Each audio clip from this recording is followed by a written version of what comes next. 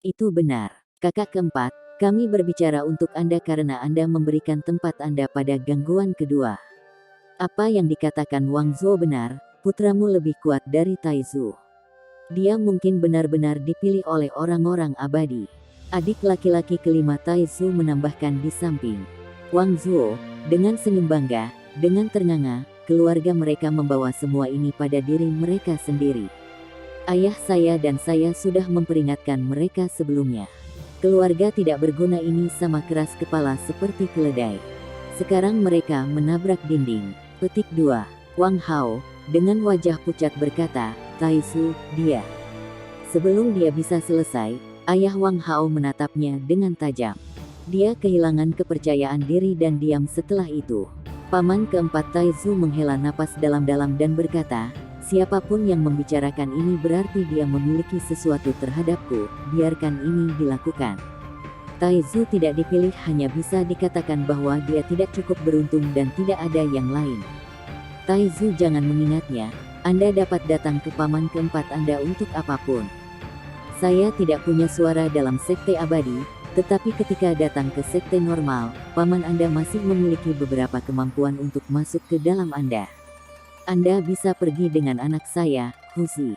Saya selalu berencana mengirimnya ke sekte untuk dilatih. Wang Zuo tertawa kecil ketika mendengar itu.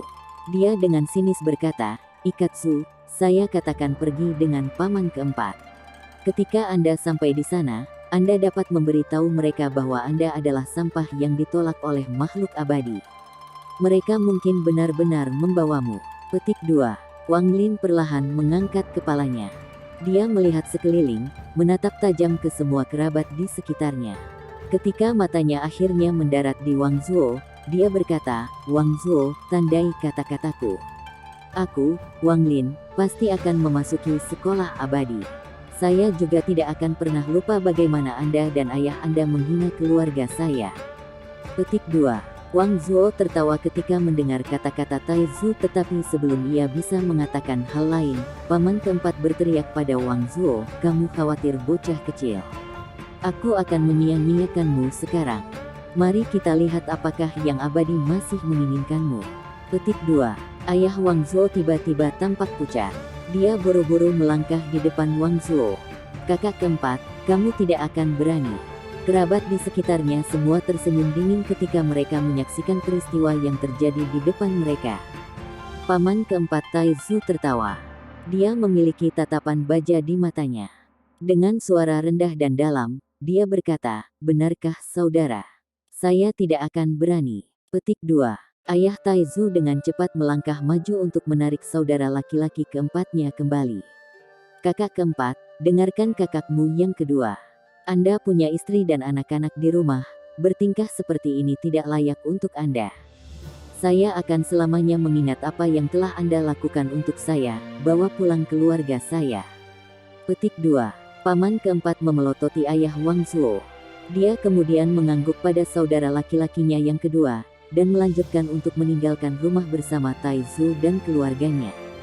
Bahkan dari jauh, Wang Lin bisa mendengar kerabat di halaman mengejek dia dan keluarganya.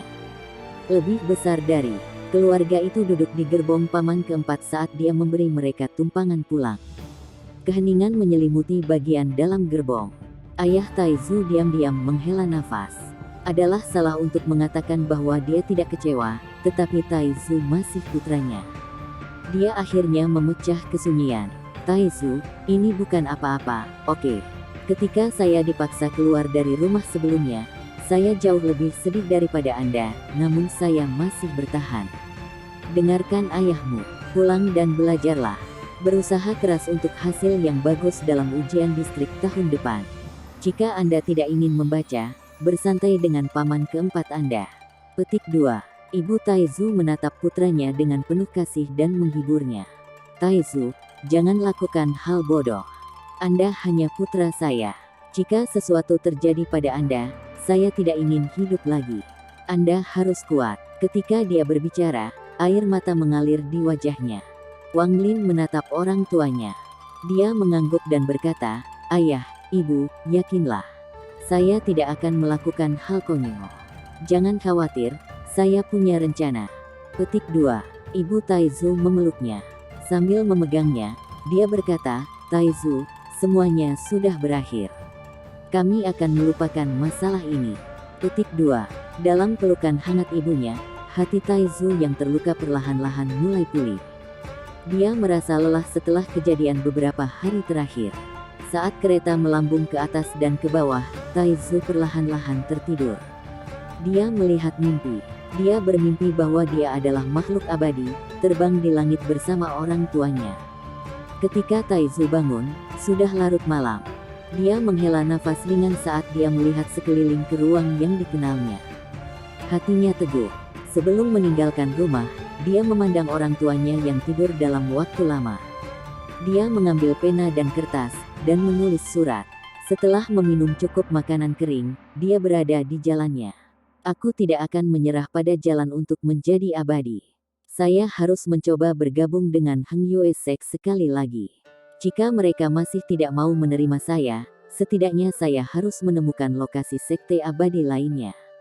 Mata Wang Lin dipenuhi dengan tekad saat ia meninggalkan desa pegunungan, hanya membawa tas. Dengan cahaya bulan membuka jalan dan bintang-bintang menandai arahnya, Wang Lin berjalan ke depan, hanya bayangan panjangnya untuk ditemani. 3 hari telah berlalu. Wang Lin sedang berjalan di jalan gunung yang terpencil. Dia telah membuka matanya kembali ketika pemuda abadi itu menggendongnya. Dia masih bisa mengingat arah umum.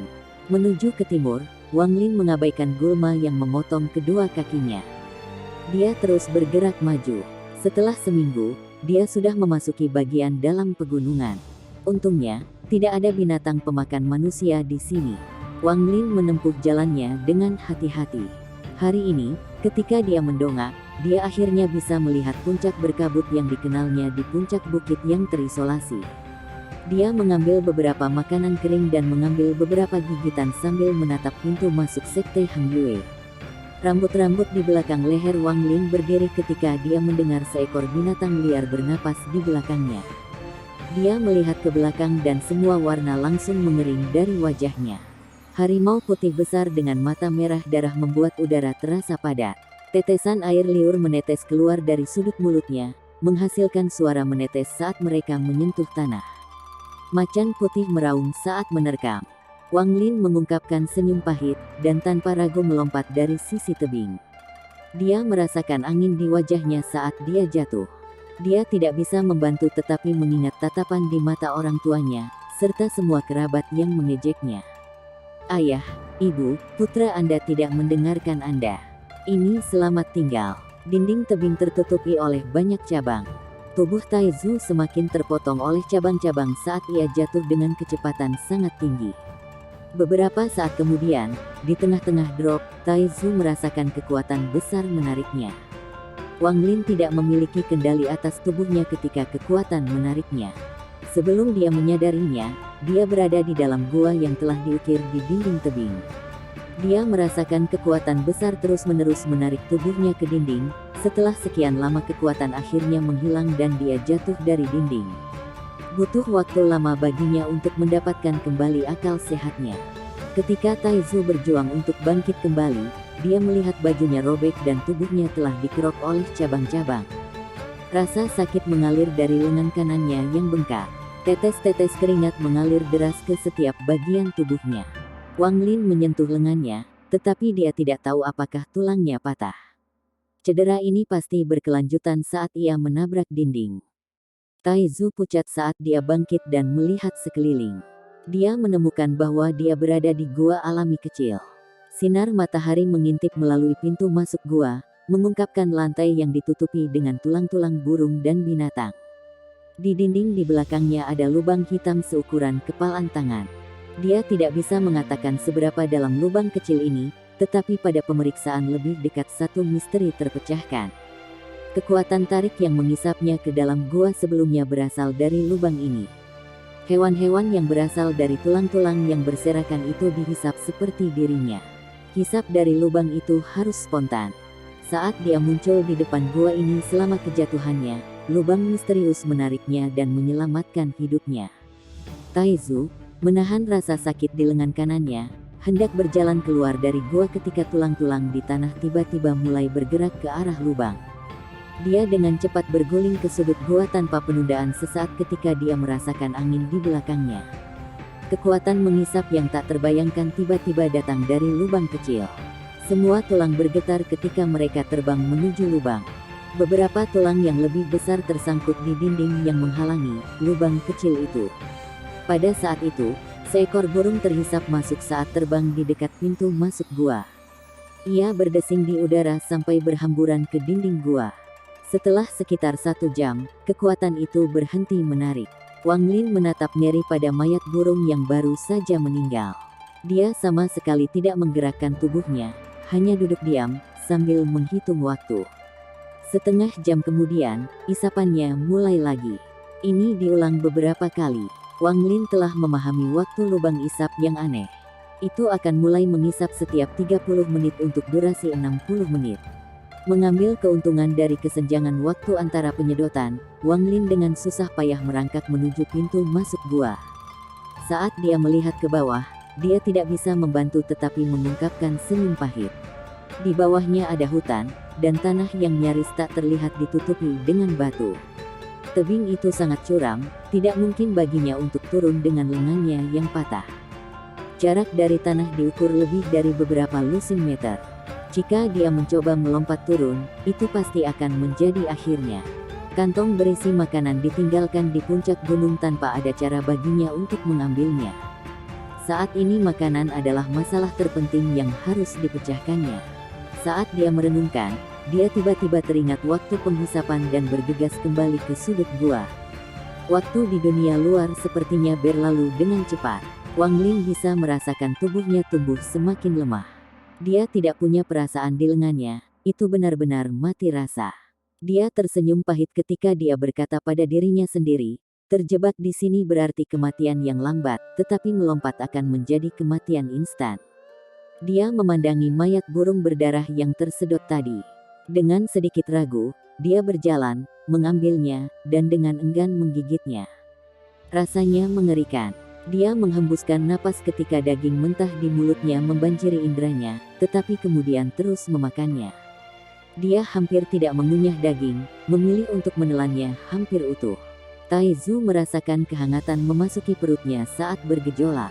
Dia memakan burung itu dengan cepat dalam gigitan besar, lalu dia berdiri dan mengambil napas dalam-dalam untuk menjaga dirinya agar tidak muntah semuanya. Dia melemparkan sisa-sisa burung ke samping dan duduk di gua dinding. Pikirannya berkeliaran, satu saat memikirkan tentang orang tuanya, satu saat memikirkan pamannya yang keempat, satu saat memikirkan wajah-wajah mengejek kerabatnya, dan suatu saat dia bahkan berpikir tentang mata dingin lelaki paruh baya berpakaian hitam dari Heng Yue Sek. Dalam keadaan kesurupan, Wang Lin memandangi mayat burung yang setengah dimakan itu. Tanpa mengedipkan mata, dia mengambil mayat itu untuk diperiksa lebih dekat. Dia melihat bahwa di dalam bangkai burung itu ada manik merah seukuran bayi pertama. Dia sangat terkejut saat mengeluarkannya dari bangkai. Mengapa ada manik di tubuh burung ini? Jantung Wang Lin berdebar kencang ketika dia memikirkan sebuah buku yang pernah ditunjukkan guru di desanya. Beberapa hewan hidup jauh lebih tua, dan sesuatu yang disebut dantian akan terbentuk di dalam tubuh mereka. Jika seseorang memakan dantian, hidup mereka akan diperpanjang, dan kekuatan mereka akan meningkat. Bahkan anggota tubuh yang telah terpotong akan tumbuh kembali. Ketika dia melihat deskripsi itu, dia tidak mempercayainya, dan diam-diam mengejeknya, tapi sekarang dia tidak bisa tidak percaya pada mitos dan legenda sedikit lagi setelah bertemu dengan makhluk abadi. Jantung Wang Lin berdebar cukup kencang untuk terbang keluar dari dadanya. Jika manik ini benar-benar dantian yang dijelaskan dalam buku itu, maka memakannya tidak hanya akan menyembuhkan luka-lukanya dengan cepat, tetapi juga akan membuatnya mudah untuk meninggalkan tempat ini. Bahkan lulus tes untuk bergabung dengan Heng Yue Sekte harus dimungkinkan, setidaknya dia akan dapat lulus tes ketekunan. Tapi manik itu sangat sulit, tampaknya tidak bisa dimakan. Dia menggunakan beberapa kain compang camping di tubuhnya untuk membersihkannya, mengembalikan warna aslinya. Manik abu-abu, dengan 5 awan diukir di atasnya, terungkap. Itu terlihat sangat tua. Wang Lin sangat kecewa, tidak mau menyerah, dia menggigit manik itu, lalu diam-diam menertawakan dirinya sendiri. Taizu, kamu terlalu delusi. Bagaimana mungkin beberapa burung acak yang kebetulan terbang memiliki dantian? Petik 2. Wang Lin menghela nafas. Di luar sudah gelap. Dia merasa lelah dan tertidur dengan manik-manik di sisinya dan tulang-tulang binatang menutupi lantai. Karena itu jatuh sekarang, suhunya turun sangat cepat, terutama di daerah pegunungan. Udara dingin memasuki tubuh Wang Lin. Dia meringkuk, dan malam berlalu dengan cepat. Pagi berikutnya, sinar matahari mengintip dari luar gua saat matahari terbit. Beberapa tetes embun yang berkilauan dikeluarkan dari manik-manik di sisi Wang Lin. Saat embun berkumpul, itu menetes ke tulang-tulang di dekatnya. Setelah beberapa saat, Wang Lin terbangun. Tidak hanya lengannya yang masih bengkak, kondisinya juga semakin memburuk. Wang Lin duduk di lantai, merasa sangat tertekan. Wang Lin bergumam pada dirinya sendiri, apakah aku akan terjebak di sini sepanjang hidupku? Dia perlahan-lahan menoleh dan memperhatikan embun yang menumpuk di tulang. Karena haus, ia dengan hati-hati mengambil beberapa tulang dan menjilat embun dari mereka. Manisnya embun itu cukup baik. Dia tidak tahu apakah dia membayangkannya, tetapi seluruh tubuhnya terasa hangat dan nyaman setelah meminumnya. Terutama cedera di lengannya. Ada perasaan nyaman dan gatal saat pembengkakan berkurang. Wang Lin menggosok matanya, dan menatap lengannya.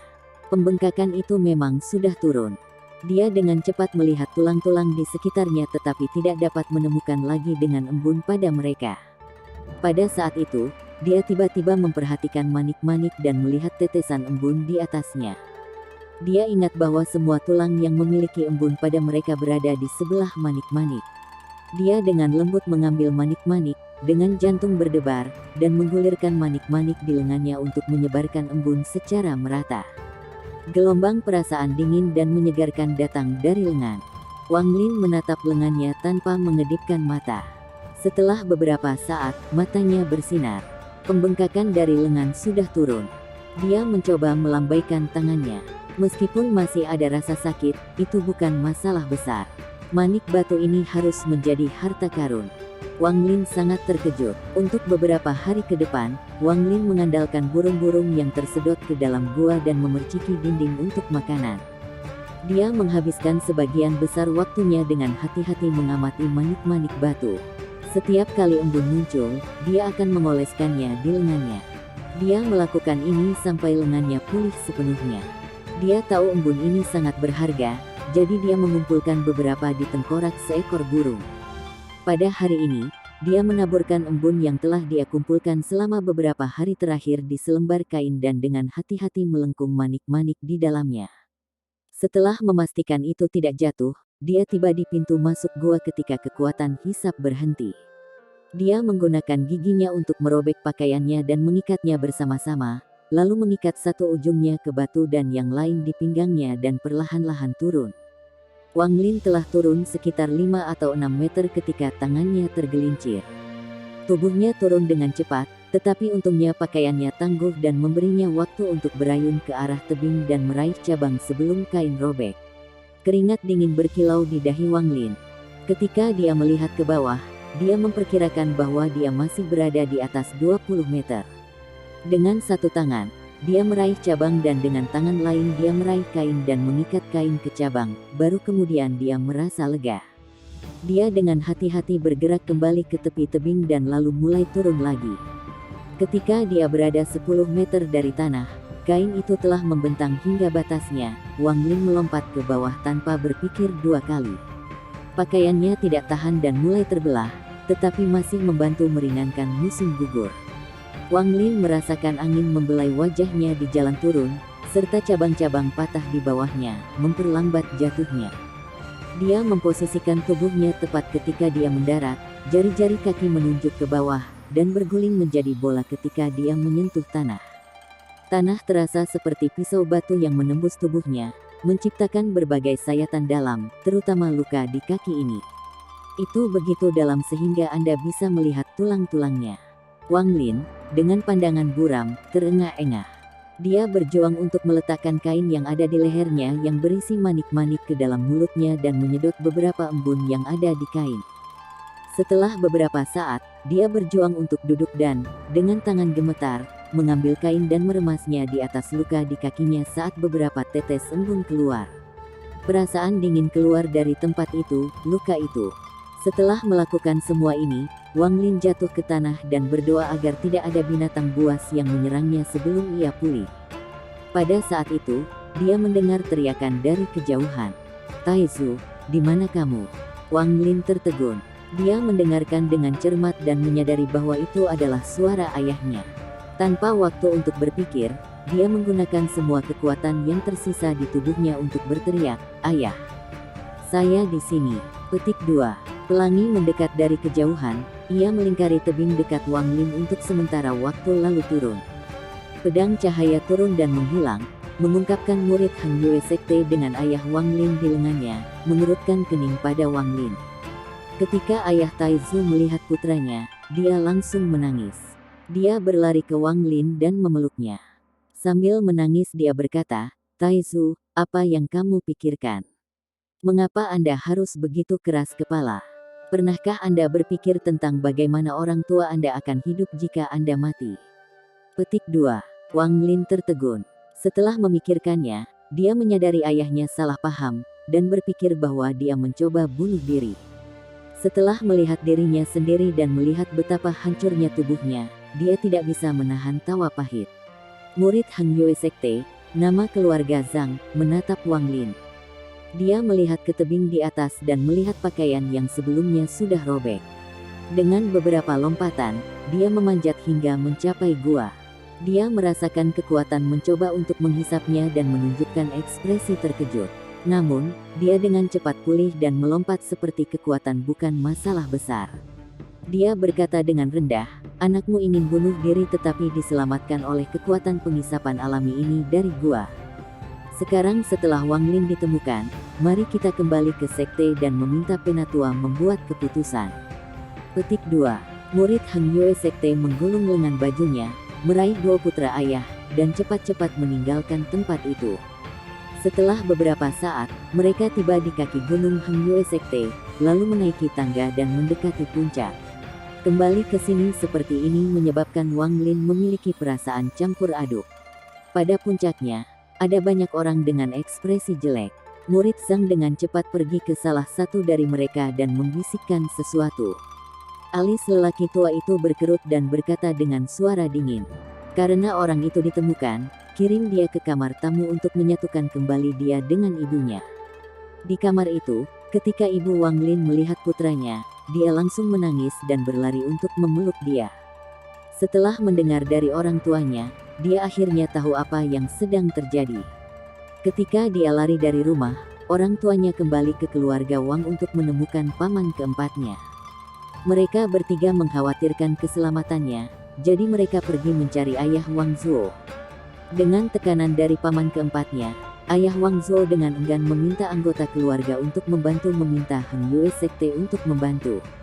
Ini adalah pertama kalinya Hang Yue Sekte menemukan sesuatu seperti ini memilih untuk mengabaikannya pada awalnya. Namun, alasan mengapa Wang Lin melarikan diri dari rumah adalah karena tidak diterima di Sekte Hang Yue. Meskipun Hang Yue Sekte tidak peduli tentang kehidupan dan kematian seorang manusia, jika dia benar-benar mati dan berita itu menyebar ke desa-desa di dekatnya, orang tua tidak ingin anak-anak mereka mencoba memasuki sekte tersebut. Prihatin dengan masa depan, mereka mengirim beberapa murid untuk mencari di daerah itu. Ayah Wang Lin masih khawatir sehingga ia mengikuti mereka. Dan itulah yang menyebabkan pemandangan di depannya. Setelah beberapa saat, seseorang mengirim obat. Ibu Taizu dengan tergesa-gesa berterima kasih kepada orang yang mengirimkannya, dan dengan hati-hati memberinya makan untuk putranya. Ini memang obat yang diproduksi oleh Sekte Abadi. Efeknya sangat bagus. Setelah meminumnya, Wang Lin merasa bahwa ia telah pulih cukup banyak, dan lukanya mulai jauh lebih sedikit sakit.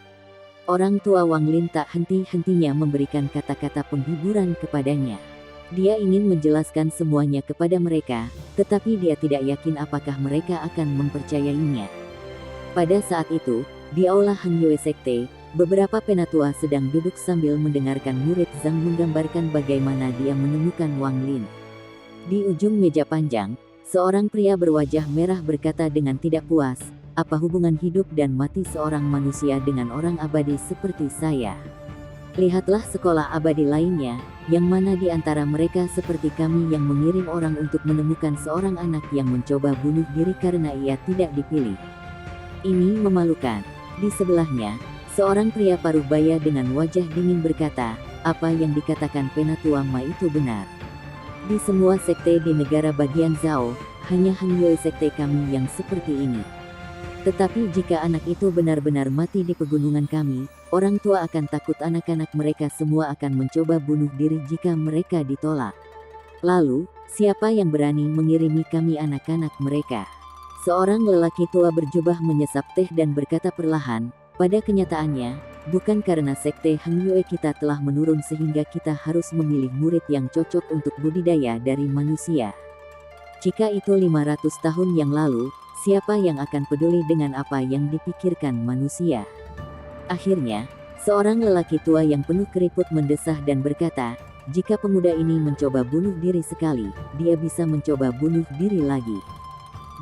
Untuk mencegah masalah ini terus berlanjut, mari kita membuat pengecualian dan menerimanya sebagai murid. Setelah selesai berbicara, dia melirik lelaki paruh baya itu.